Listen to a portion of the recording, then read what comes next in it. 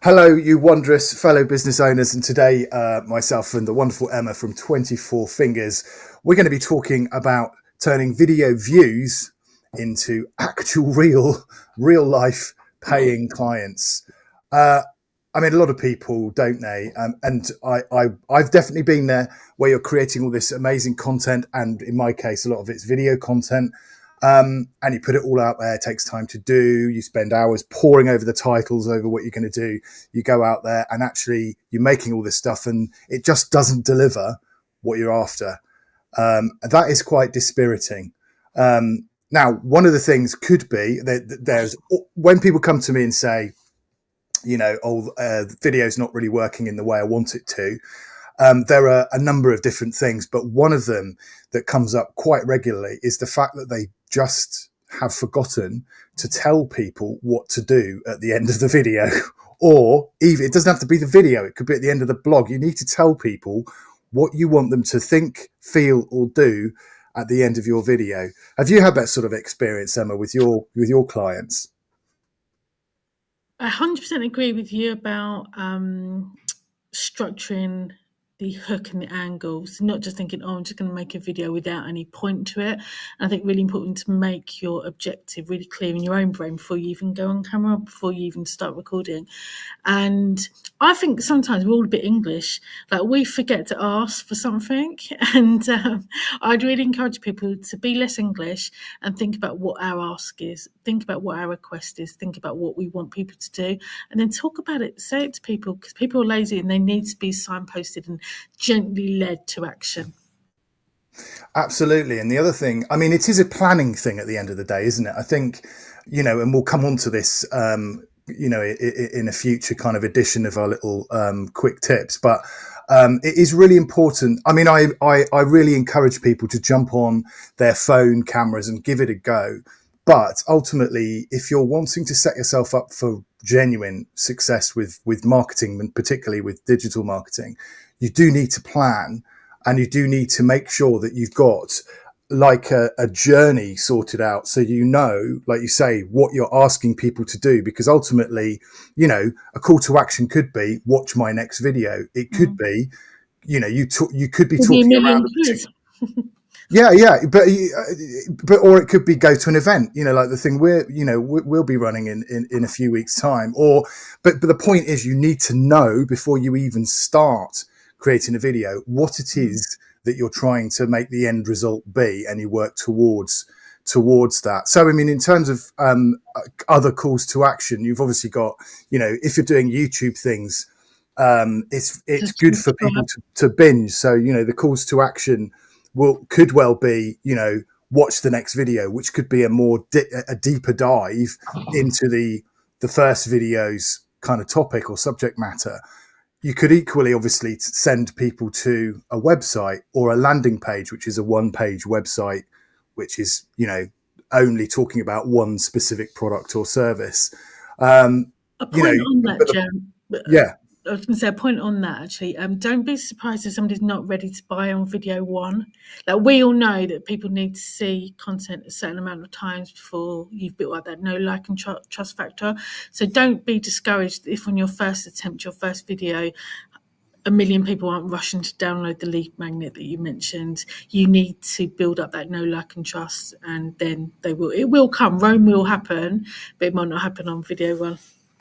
Absolutely. And in terms of, structuring videos and things like that, have you noticed any difference between where you put the calls to action in, like where you actually start talking about what it is you want people to do? What's your experience been with that?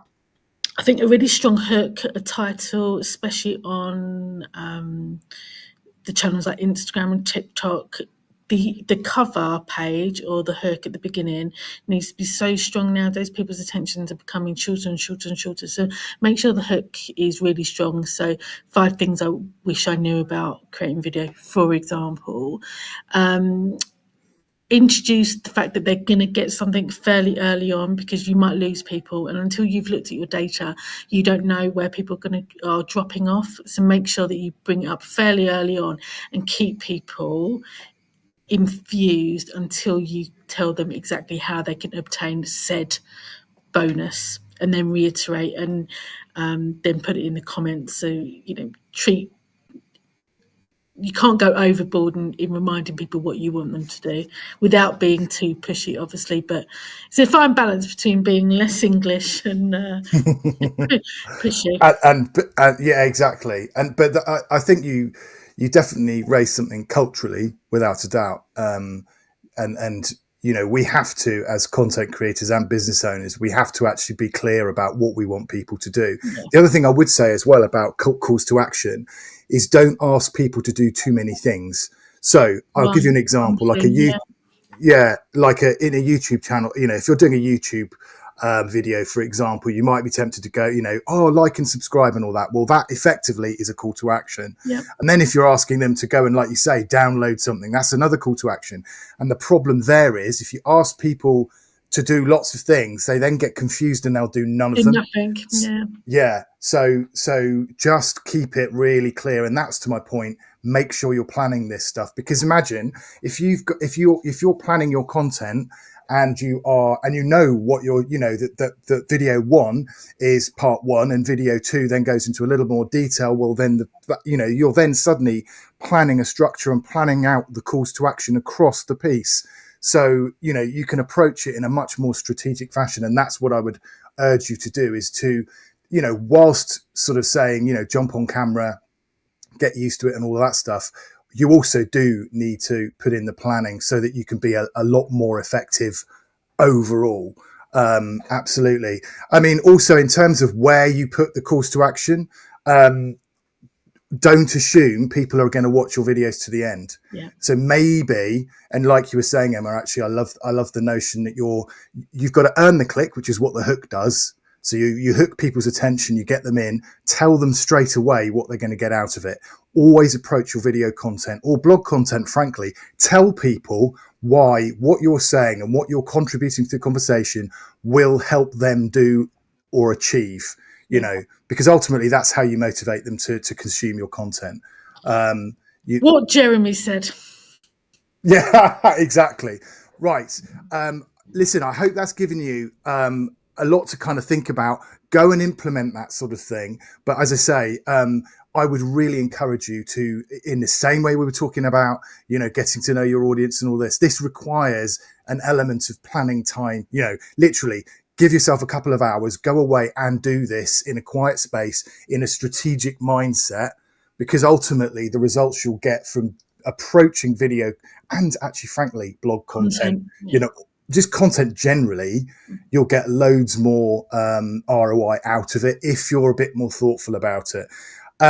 Question, not the sexiest question, but what have you got a CTA plan? Have you done any planning like we've just been talking about? And if you have, what does that look like? That's what I'd like to know in the comments below. And our call to action on these videos mainly is we'll see you tomorrow for some more top video marketing, content marketing, digital marketing goodness and tips.